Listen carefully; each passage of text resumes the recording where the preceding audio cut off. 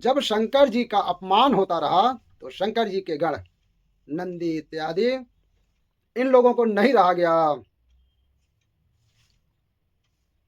कभी अपने माता की, अपने पिता की, अपने गुरु की और अपने भगवान की कभी निंदा नहीं करनी चाहिए और निंदा नहीं सुननी चाहिए।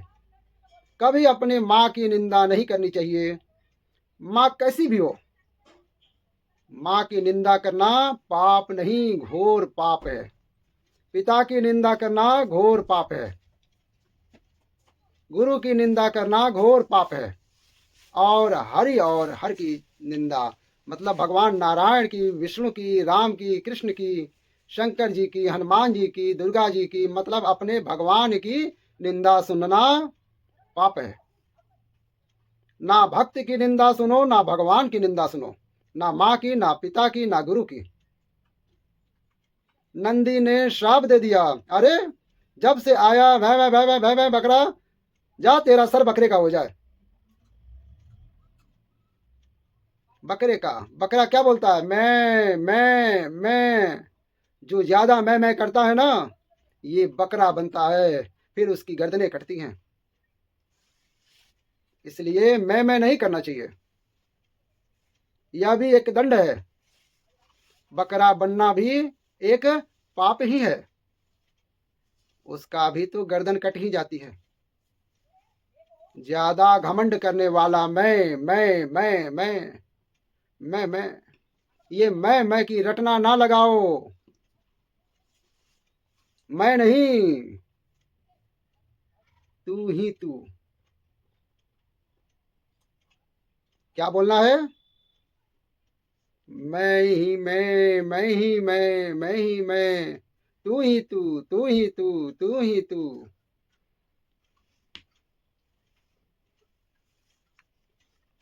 मैं नहीं, अभिमान नहीं, मैं ही मैं क्यों, तू ही तू, हर जगह ईश्वर, तू ही तू। बकरे का सिर हो जाए। नंदी को श्राप दे दिया दक्ष ने। दक्ष ने शंकर जी को भी श्राप दे दिया, यज्ञ में भाग ना मिले। और भरी सभा में नंदी को श्राप दे दिया, जा तुम पाखंडी हो जाओ। खूब श्रापा श्रापी भई। शंकर जी चुपचाप उठ करके वहां से चल पड़े। शंकर जी ने दक्ष को पलट कर कोई जवाब, अच्छा ये बताओ, क्या शंकर जी जवाब नहीं दे सकते थे? बोलो, क्यों नहीं दिया? शंकर जी चाहते तो जवाब दे सकते थे, नहीं जवाब दिया। इसलिए जवाब नहीं दिया कि हम दुनिया वालों को, शंकर जी ये बताना चाहते थे कि दुनिया वालों, जब तुम्हें भी कोई इस तरह से जलील करे भरी सभा में, वो अपने को श्रेष्ठ बताए, तुम्हें छोटा बताए, अपने को बड़ा बताए, गाली दे, तो जवाब ना देना। क्यों ना देना? क्योंकि कुत्तों के मुंह तो कुत्ते ही लगते हैं। आप कुत्तों की तरह भौंक रहे हैं, तो हम थोड़े ही आपके सामने कुत्तों की तरह भौंकने लग जाएं। कुत्तों के मुंह कौन लगता है? बोलो, कुत्तों के मुंह कुत्ते ही लगते हैं। तो आप कुत्ते थोड़ी हैं।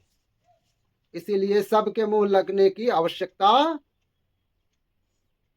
आप हमें गाली दे रहे हैं, ये आपके संस्कार हैं। अब उसका जो मैं जवाब दूंगा वो मेरे संस्कारों का परिचय होगा। क्यों जी, बात सही है। जरूरी नहीं है कि हर बात का हर व्यक्ति को जवाब दिया जाए। कई बार मौन रहना भी जवाब होता है कि नहीं? क्यों? कई बार मौन रहना भी जवाब होता है, नहीं होता है? आप मुझे गाली दे रहे हैं और मैं मौन हूं, तो मेरा मौन ही आपका जवाब है। सही है कि गलत है? इसलिए जवाब जरूरी नहीं है कि शब्दों से दिया जाए, चुप रहकर भी जवाब दिया जा सकता है। समझदार को इशारा काफी है। चुप रहने का जो जवाब है ना, ये समझदारी ही समझ सकते हैं, मूर्खों के समझ से परे है। इसलिए मैं आपको एक सलाह दूंगा कि जो सिद्धांत भगवान शिव ने, तुम शंकर जी की पूजा करते हो ना, तो पूजा करने से क्या होगा? शंकर जी की पूजा करो और शंकर जी के रास्ते पर, उनके आदर्शों पर ना चलो तो पूजा से होना क्या है? मैं ये चाहता हूं कि भगवान शिव ने जो जो मैसेज दिए हैं हमारे लिए, वो सदा हमें फॉलो करने चाहिए। अब लोग शंकर जी की पूजा खुद करते हैं, पर जरा कुछ कह दो तो गुस्सा हो जाते हैं। जरा कुछ कह दो तो बिल्कुल आग बबूला हो जाते हैं, नाक में गुस्सा धरा रहता है, और पूजा कर रहे हैं शंकर जी की। शिव जी की पूजा करने वाले को शंकर जी ने क्या पिया था? क्या? विष, जहर। काहे पिया भैया? शंकर जी ने जहर क्यों पिया था? बोलो। हाँ?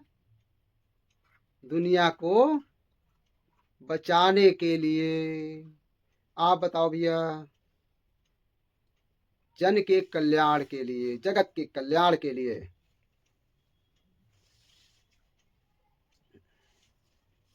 यही चीजें जानना है, यही चीजें ही आपको समझनी है। इन्हीं को जानने वाला समझदार है, वरना हर हर महादेव, हर हर महादेव जपने से नहीं होगा कल्याण। हर हर महादेव, महादेव ने जो किया, जो हमारे लिए मैसेज दिया है, वो कल्याण करेगा। अच्छा, शंकर जी ने जहर पिया, वो जहर निकला कहां से? समुद्र? क्या मतलब हुआ? जब भी आप कोई काम करते हो, समुद्र मंथन हुआ, सबसे पहले क्या निकला? विष, जहर। कोई भी आप शुभ काम करोगे, कोई भी आप बिजनेस करोगे, व्यापार करोगे, नौकरी करोगे, कुछ भी करोगे, पहले आपके जीवन में जहर ही आएगा। जहर मतलब आप नौकरी करने गए, तो जब आप नौकरी करने गए तो जो पहले से वहां सीनियर लोग थे, वो आपको जूनियर समझकर परेशान करेंगे। आपके जीवन में परेशानियों का ये जहर आएगा। नया बिजनेस करेंगे तो नए बिजनेस में पहले आपको नुकसान होगा, असफलताएं मिलेंगी, ये जहर है। बोलो हाँ। हर शादी होती है, पहले लड़की को सास, ससुर, पति कुछ भी कहता है, कष्ट मिल रहा है, पहले वो जहर ही तो मिला। शादी किया, पत्नी अच्छी निकल रही है, पति अच्छा नहीं, होते सब अच्छे हैं, पर शादी के 4 दिन, साल तक जहर ही जहर निकलता है। शंकर जी का अपमान हुआ, दक्ष ने किया कोई प्रत्युत्तर नहीं। चुपचाप शंकर जी आए, कैलाश पर्वत पर बैठे, दक्ष बक बक बक बक करते रहे। कोई आपको गालियां दे रहा है, देने दो। शंकर जी चुपचाप बैठे। एक दिन दक्ष ने कनखल में यज्ञ किया, यज्ञ में सबको बुलाया, शंकर जी को जानबूझकर नहीं बुलाया। इस बार मैं अपमान करूंगा। सुनो, कभी किसी का अपमान करने का सोचना भी मत। कोई आपके साथ कितना भी बुरा करे, या तो आप ताकतवर हैं तो अपना गांडी उठाओ और लड़ो, लड़ो। या फिर आप लड़ नहीं सकते तो फिर आप भगवान पर छोड़ दो। आप किसी का बुरा ना सोचो, कोई आपका सोच रहा है तो सोचने दो। अच्छा ये बताओ, क्या पांडवों ने कभी कौरवों का बुरा सोचा? बोलो, जोर से बोलो। नहीं सोचा तो पांडवों ने कौरवों को मारा क्यों फिर?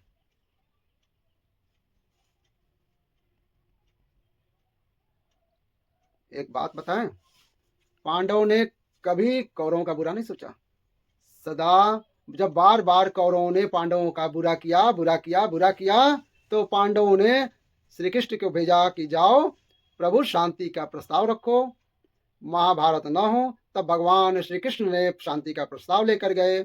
जब शांति से बात नहीं बनी, शांति के प्रस्ताव को दुर्योधन ने ठुकरा दिया, तब फिर महाभारत का शंखनाद हुआ। आखिरी विकल्प है महाभारत। लड़ना ये पहला रास्ता है कि अंतिम रास्ता है? बोलो। लड़ाई करना अंतिम रास्ता होता है, और आप लोग ना पहला रास्ता लड़ाई को मानते हैं। पहले लड़ाई ना हो इसके सारे प्रयास कर लेने चाहिए। क्यों मेरी माँ? हमारी और आपकी लड़ाई ना हो, पहले इसके सारे प्रयास कर लेने चाहिए। समझ के, समझा करके, शाम दाम दंड भेद,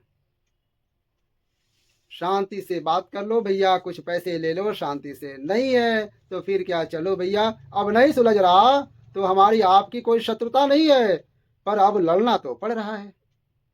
पांडव अर्जुन ने मजबूरी में गांडी उठाया। वो तो मना कर रहे थे कि मैं नहीं लड़ता। भगवान ने कहा उठाओ, अब विकल्प नहीं है दूसरा। हमने सारे रास्ते खड़खड़ा कर देख लिए, कोई रास्ता हमें दरवाजा खुला हुआ नजर नहीं आया। हमें तो युद्ध का रास्ता केवल दिखाई पड़ रहा है। अंतिम रास्ता था युद्ध का। क्या करते? भगवान राम ने भी रावण से डायरेक्ट लड़ाई नहीं लड़ी। पहले राम जी ने भी रावण का दरवाजा खटखटाया कि भैया मान जा। हनुमान जी को भेजा था, मान जा। अंगद को भेजा था, मान जा। समझाया अंगद जी ने, समझाया हनुमान जी ने, समझाया विभीषण ने, समझाया रावण की पत्नी मंदोदरी ने।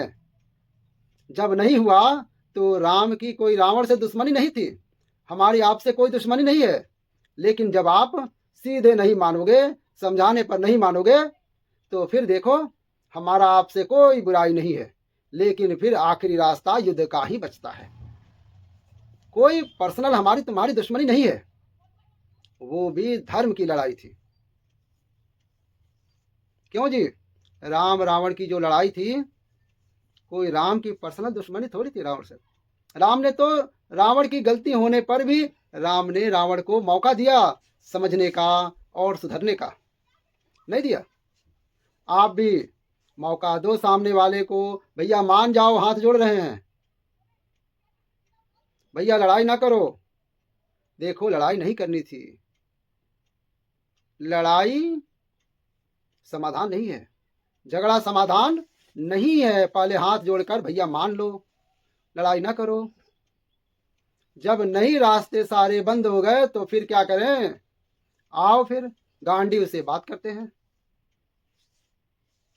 पहले गीता से बात हुई। अर्जुन को भगवान श्री कृष्ण ने पहले क्या सुनाई? अर्जुन को गीता का ज्ञान दिया, गीता से समझाया भगवान श्री कृष्ण ने सबको। कहाँ सुना कोई गीता? तब फिर गांडीव की सुनवाई हुई। इसलिए मेरी माँ, पति से डायरेक्ट लड़ाई ना करो। क्यों? डायरेक्ट तलाक वलाक के चक्कर, पहले डायरेक्ट क्यों लड़ाई हो? पहले पत्नी को सॉरी बोलो, मान जाओ, भाग्यवान है ना। पति को सॉरी बोलो, मान जाओ, पहले मनाओ, पहले लॉलीपॉप दे दो पत्नी को, ये लो, थोड़ा मिठाई खाओ, प्रेम से रहो। जब मैया पहले प्रेम से सारी बातें कर लो, समझाओ, लो अच्छा तुम्हें साड़ी दिलाएंगे, चलो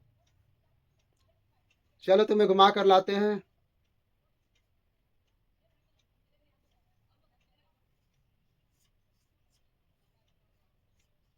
घुमाओ, कहीं दर्शनीय स्थल पे घुमाओ,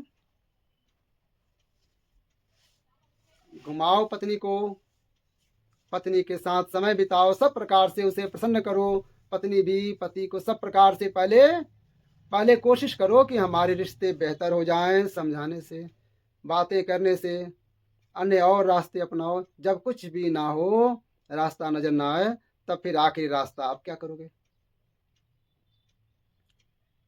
फिर है आखिरी अंतिम महाभारत।